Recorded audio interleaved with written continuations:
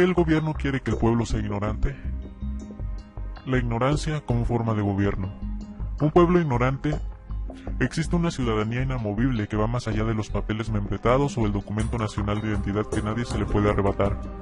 Y es la historia a la cual uno pertenece. El tono afectivo de los valores y las necesidades con los que ha sido educado, ese es el hogar que llevamos dentro. Sabemos que en México la educación es muy mala, que hay problemas económicos, un retraso social como nunca. Mientras menos educación haya, más personas ignorantes habrá. Al ser ignorantes, nos pueden controlar, pero a esto se le suman los problemas económicos, ya que cada día hay menos trabajo y menos personas capaces de tener uno. Entonces hay más personas pobres e ignorantes, que se conforman con que un candidato a un cargo les dé una dádiva a cambio de su voto.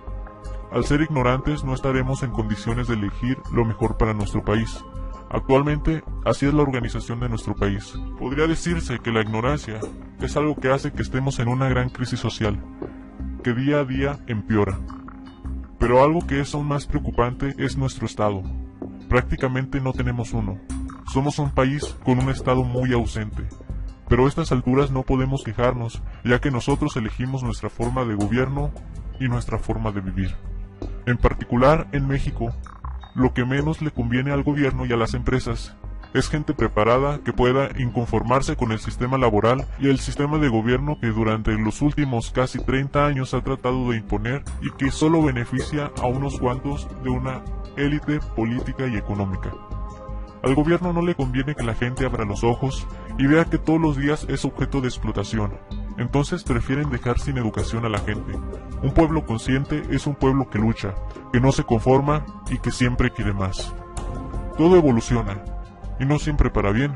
La educación empieza desde un circuito infantil y sigue con la escuela. En esta etapa es importante la cooperación de los padres y la escuela.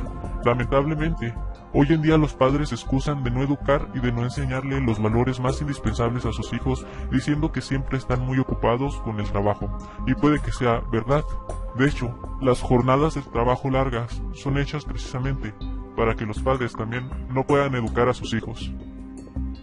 Los profesores antes eran educadores, ahora son solo profesores.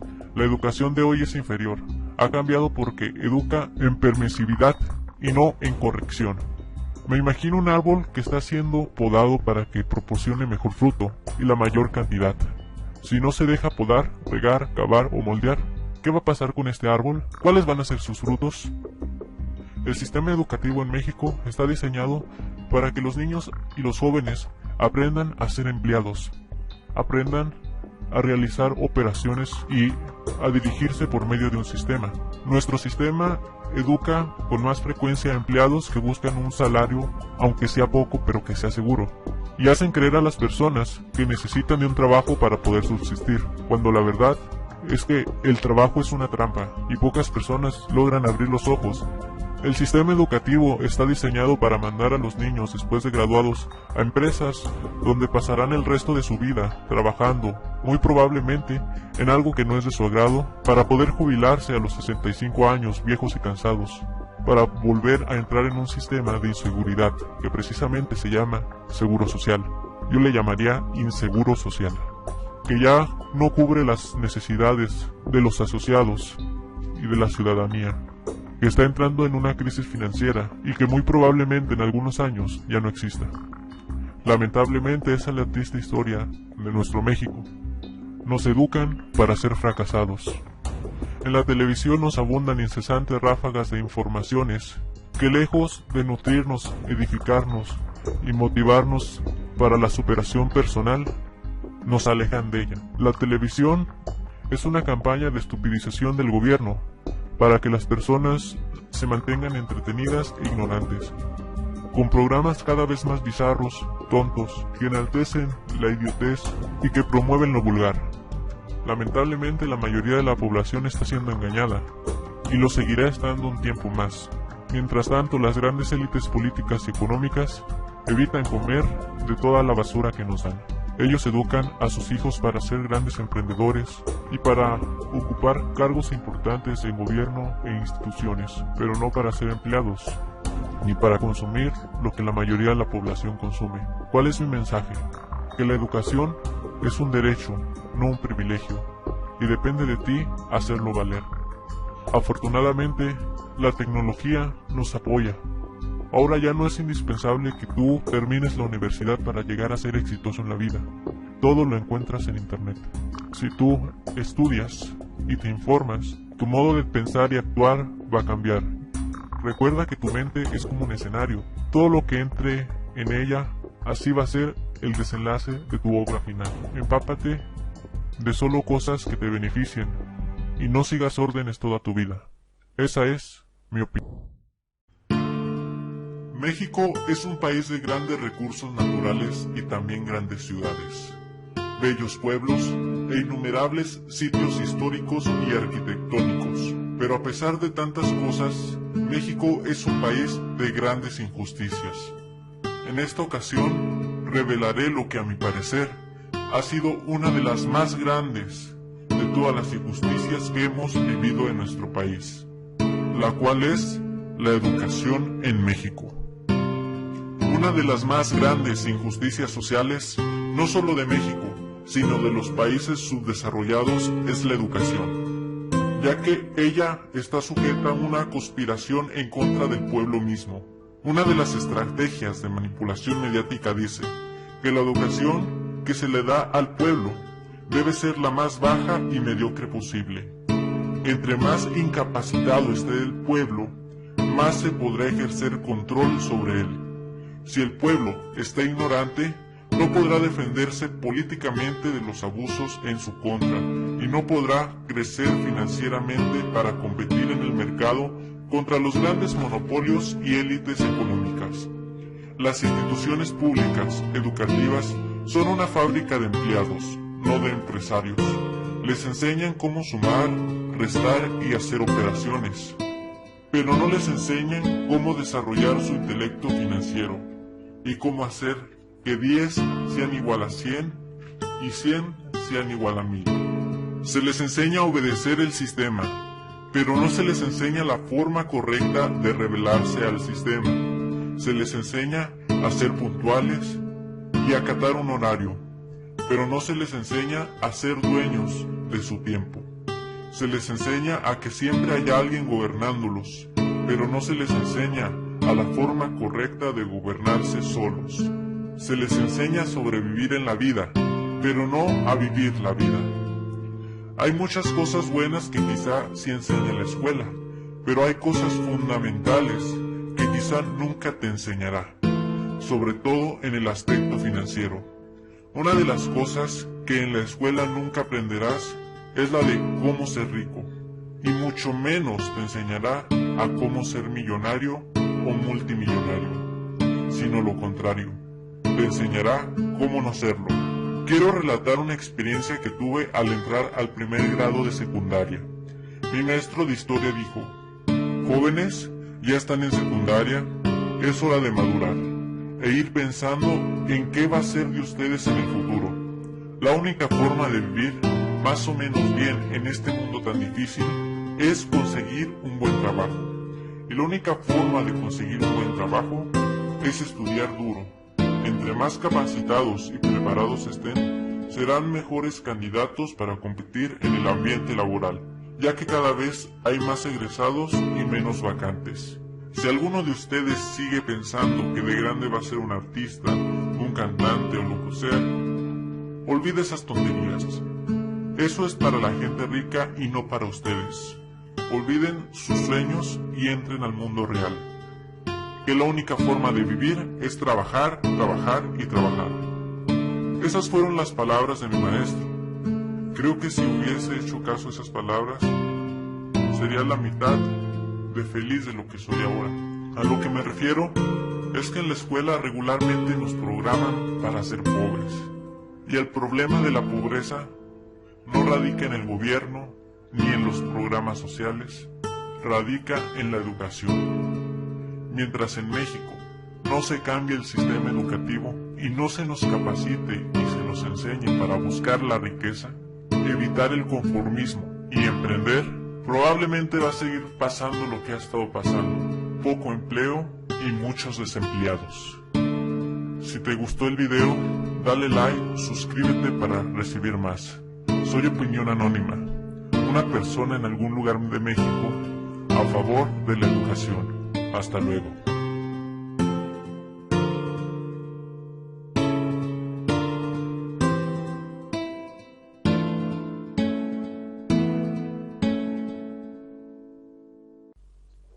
El Chapo para presidente. La frase más estúpida del mundo. En las redes sociales, yo creo que más de uno nos hemos topado con esta frase, el Chapo para presidente. Es verdad que no todas las personas piensan así, pero sí muchas. La pregunta es, ¿cuándo y por qué creímos conveniente tener a un criminal de tal magnitud gobernándonos? Para algunos quizás solo un juego, un chascarrillo, pero para otros es una idea moldeada y definida en su cabeza.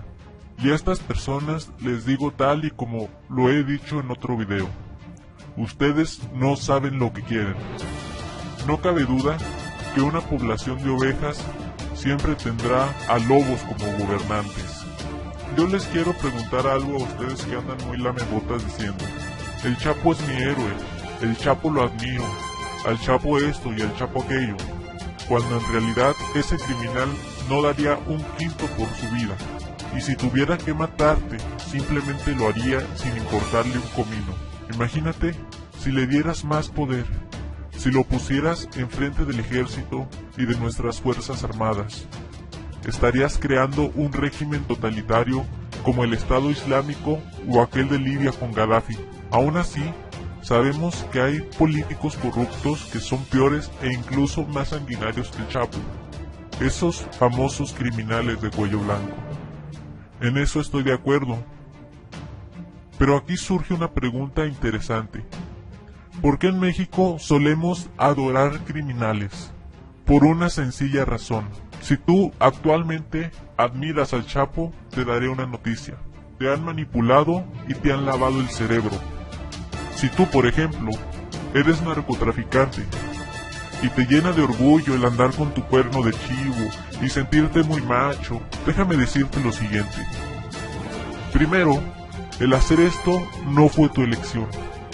Simplemente eres el resultado de una parafernalia mediática en tu contra. O para que te quede más claro, te usan como títere, fácil de dominar. Eres un producto, un resultado del consumismo, de la oferta y la demanda. Te lo voy a explicar para que te quede claro. Y te pido por favor que lo pienses y razones. Imagínate que te digan, te ofrezco un trabajo, pero en este trabajo no podrás renunciar. Ganarás bien a veces, pero seguramente terminarás muerto o en la cárcel. ¿Cómo ves? ¿Aceptas? Ah, y otra cosa. Las personas te dejarán de hablar y otras quizá te tengan miedo. Y tu familia correrá un gran peligro y quizá también la maten. Cualquiera que tuviera un gramo de inteligencia se negaría, pero muchos aceptan llevar esta vida porque es simple. Todo lo que ven, todo lo que escuchan y hasta lo que sienten genera un impacto en ustedes. Los medios masivos lo saben. Ellos son controlados por élites políticas y económicas que dominan y gobiernan México y asimismo están vinculadas al narcotráfico y mediante el bombardeo de continuas ráfagas de información manipulan y moldean a la población a su conveniencia. No te dicen directamente qué cosas debes hacer, pero sí de manera subliminal e indirecta. Por ejemplo, en la música de banda, veo a muchos cantantes como el Commander simular tener vida de narco, con mujeres hermosas, dinero, droga, carros de último modelo, bien vestidos y lujos excesivos. ¿Qué nos da a entender la televisión? Que si tú eres narco, tendrás todo ello. Tu vida será maravillosa y serás rico. Quizás si lo ves una vez no cambie tu manera de pensar, pero si frecuentemente eres bombardeado con ese tipo de propaganda nefasta, dicha repetición de esos patrones moldeará tu forma de pensar y después tu conducta. Y cuando llegue el momento de la crisis económica, de que no tengas trabajo. No pensarás en monetizar tus talentos y emprender un negocio. Al contrario, pensarás en que la única salida para tus problemas es entrar en las filas del narco. Lamentablemente, hoy en día, muchos jóvenes se creen narcos y dicha cultura se ha aceptado y tolerado en nuestra sociedad. Pero no es netamente la culpa de la gente, sino la basura que nos dan los medios. La televisión hace ver las cosas malas y vulgares buenas, y las buenas y apropiadas aburridas y pasadas de moda.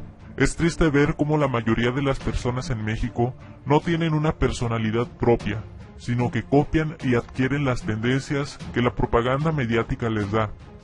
Algunos de ustedes se preguntarán, ¿pero qué le beneficia a la televisión el hacer esto? Créanme, les harto beneficia. Vivimos en una época de telecracia, donde la desinformación abunda y donde el gobierno le conviene que la gente sea idiota, donde subliminalmente meten ideas en tu cabeza diciendo, no pienses, pensar no es bueno, mejor diviértete y disfruta lo que puedas. Mira la televisión, mientras te robamos y te hacemos cada vez más esclavo. Esclavo de lo que te vendemos y esclavo de lo que ya no podrás hacer. Pero eso sí, serás un esclavo feliz. Esa es mi opinión. Lo que pienso es que no estamos perdidos. La arma más poderosa que tenemos es la educación. Pienso que si nos cultivamos y progresamos como personas, podremos salir de las crisis y los problemas económicos y sociales que nos afligen. Hasta luego. Las 10 estrategias de manipulación de Televisa.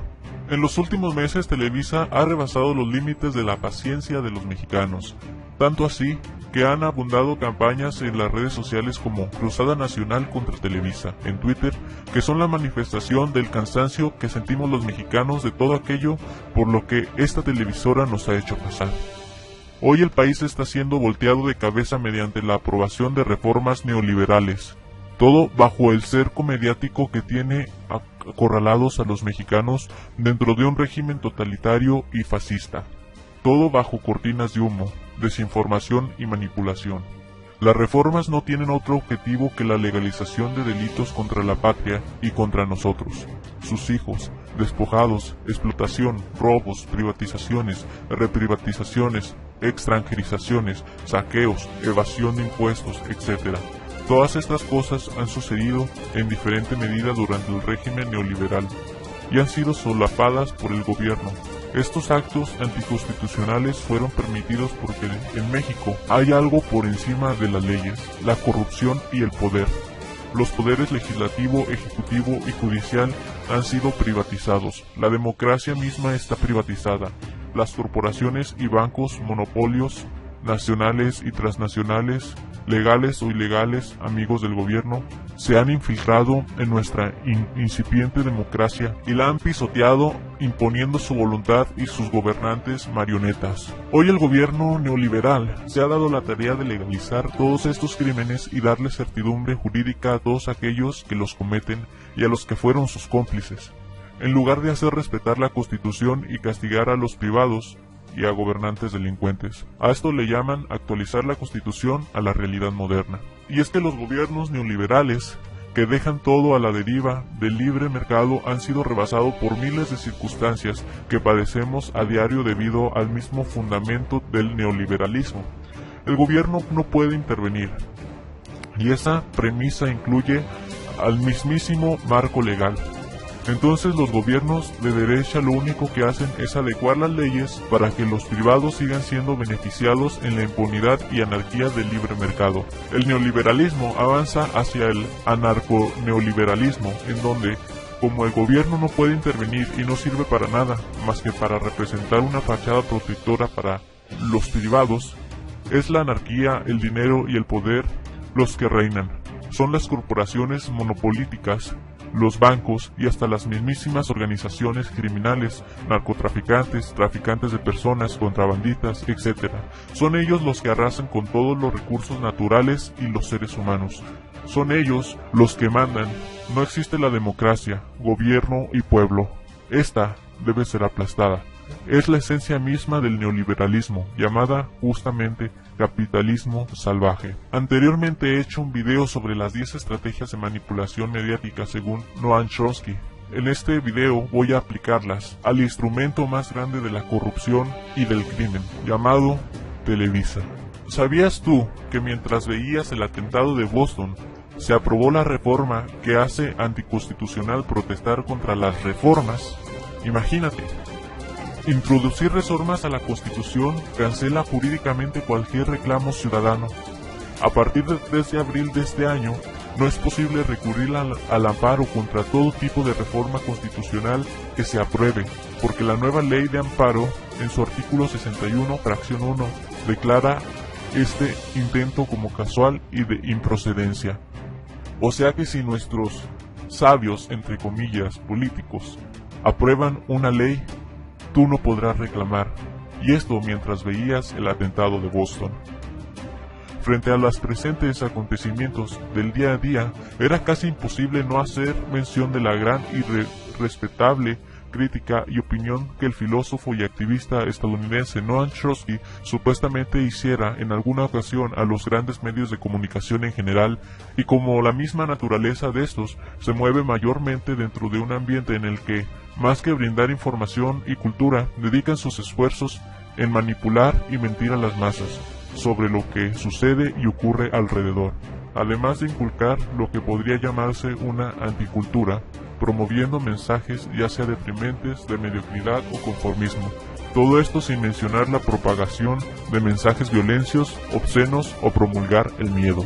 México es un país donde se vive frente a unos medios tan totalitarios que incluso pareciera que el país forma parte ya de una telecracia, pues son los medios quienes levantan e inculcan incluso a presidentes. Son los medios quienes te dicen que debes creer en la Iglesia Católica y tú como ovejita ignorante ahí vas a misa. Son los medios quienes te dicen qué cosas debes comprar. Son los medios quienes te convierten a ti mismo en un producto. La nueva tendencia tuitera que hizo su aparición el día de ayer a nivel nacional, cuyo hashtag era Cruzada Nacional contra Televisa, la cual representa entre la población de las redes sociales una pura y genuina oposición, y más que oposición, cansancio de todo aquello por lo que esta televisora nos ha hecho pasar. Es increíble ver cómo la población va despertando y toma conciencia sobre todas las mentiras y engaños con lo que esta televisora ha sumergido al pueblo, pero más que engaños y mentiras, sobre todo la masiva campaña de estupidización con sus telenovelas y programas absurdos y vulgares, que en ninguna forma inculcan una cultura provechosa al mexicano, como el mismo Emilio Azcárraga mismo dijera en alguna ocasión.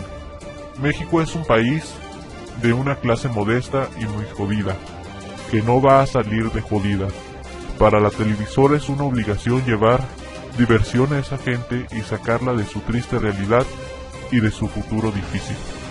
Televisa cumple muy bien con lo que a continuación vamos a presentar de Teams, pero no solo Televisa, sino principalmente todos aquellos más media que representan el gran oligopolio mundial que controla alrededor del 70-80% de los medios globales, los cuales ya hemos hecho mención en muchas ocasiones. Televisa solo es un peón, un niño en pañales que imita las malas influencias de sus padres. 1. La estrategia de la distracción. El elemento primordial del control social es la estrategia de la distracción, que consiste en desviar la atención del público de los problemas importantes y de los cambios decididos por las élites políticas, económicas, mediante la técnica del diluvio o la inundación de continuas distracciones y de informaciones insignificantes. La estrategia de la distracción es igualmente indispensable para impedir al público interesarse por los conocimientos esenciales en el área de la ciencia, la economía, la psicología, la neurobiología y la cibernética. Mantener la atención del público distraída, lejos de los verdaderos problemas sociales, cautivadas por temas sin importancia real. Mantener al público ocupado, sin ningún tiempo para pensar, de vuelta a la granja con los otros animales. Eso es la estrategia de la distracción. Esta es la estrategia principal y el arma más poderosa de los medios, pues manteniendo al público ocupado y distraído con otros temas sin importancia, les harto beneficia a estas élites políticas, ya sea para no formar oposiciones o un pueblo crítico e inteligente que pudiera levantarse en contra de ellos y sus intereses. Distraen al individuo con la música, los deportes, el espectáculo, la farándula o la tecnología y el marketing. Compra, gasta, desecha, vuelve a comprar. Mientras que temas como el arte, la espiritualidad, la ciencia, las humanidades y todas aquellas cuestiones que llevan al individuo a trascender como persona pasan desapercibidas o ignoradas. 2. Crear problemas, después ofrecer soluciones. Este método también es llamado como problema, reacción, solución. Se crea un problema, una situación prevista para causar cierta reacción en el público a fin de que éste sea el mandante de las medidas que se desea hacer aceptar.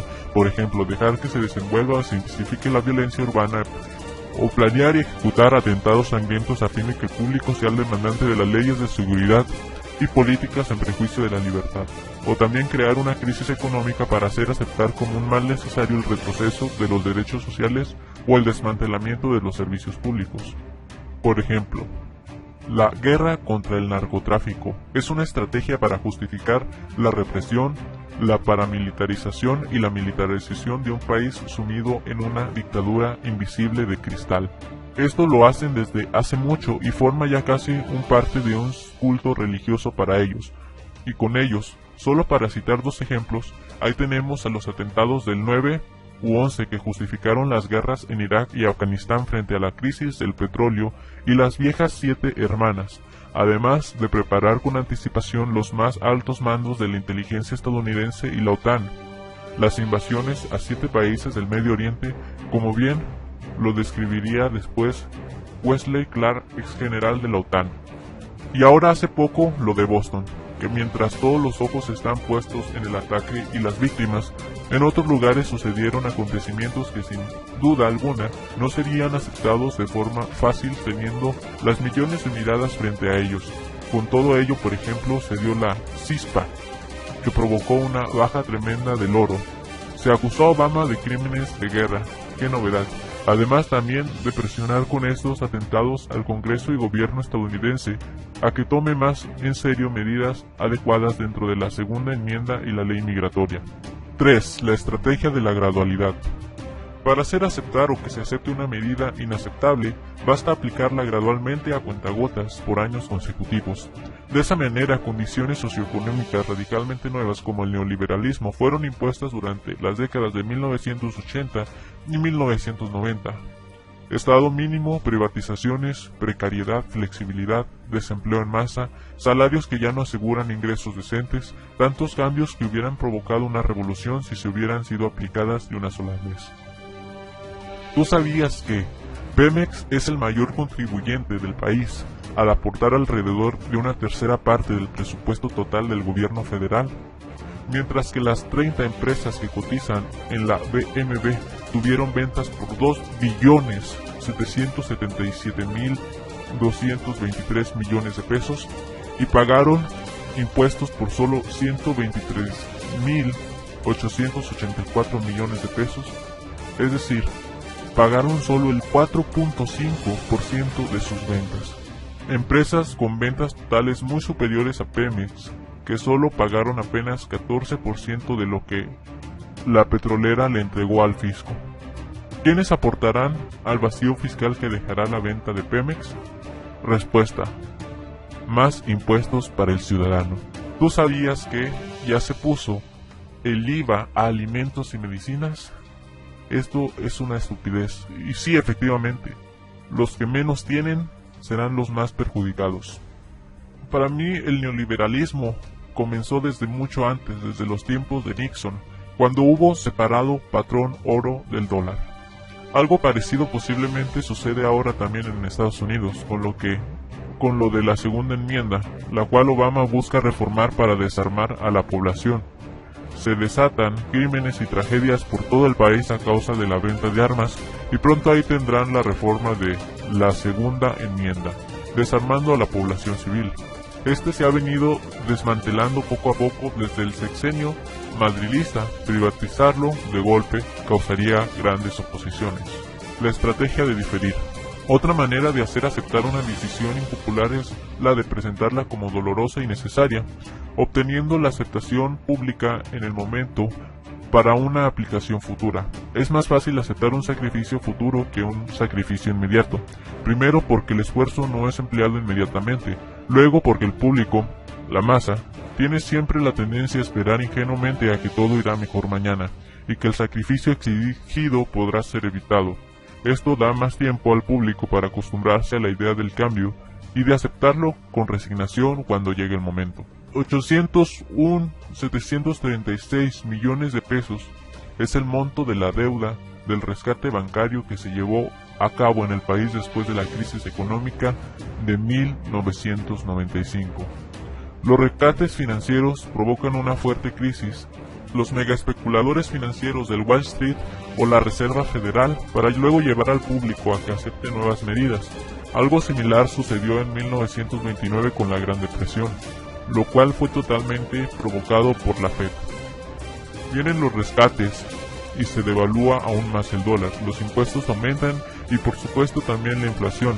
Los rescates y crisis financieras son un gran ejemplo para esta estrategia. 5. Dirigirse al público como criaturas de poca edad. La mayoría de la publicidad dirigida al gran público utiliza discurso, argumentos, personajes y entonación particularmente infantiles, muchas veces próximos a la debilidad, como si el espectador fuese una criatura de poca edad o un deficiente mental. Cuanto más se pretende engañar al espectador, más se tiene a adoptar un tono infantilizante. ¿Por qué? Si uno se dirige a una persona como si ella tuviese la edad de 12 años o menos, entonces, en razón de la sugestionabilidad, tendrá una cierta probabilidad a una respuesta o reacción también desprovista de un sentido crítico a la de una persona de 12 años o menos.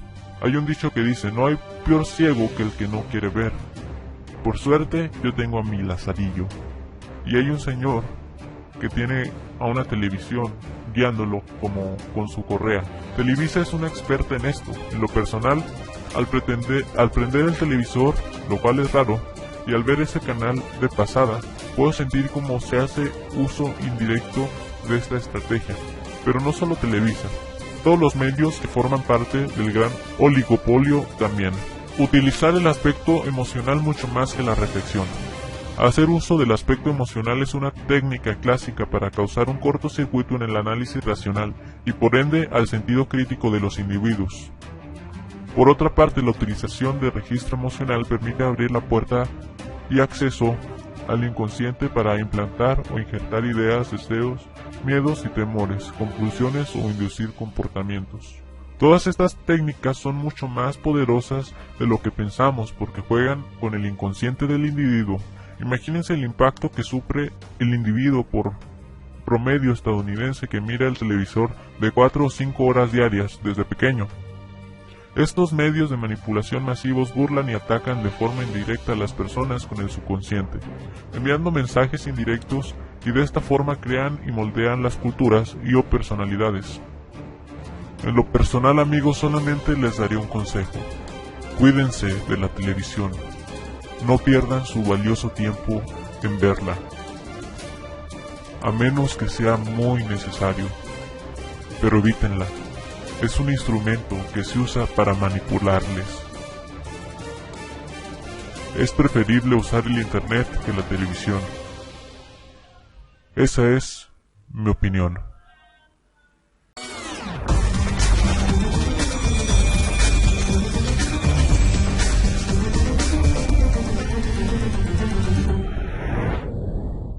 El presidente de México, Enrique Peña Nieto, pidió disculpas por el escándalo que también involucró a su esposa, hace 2 años, por la compra de una casa de $7 millones a un contratista del gobierno.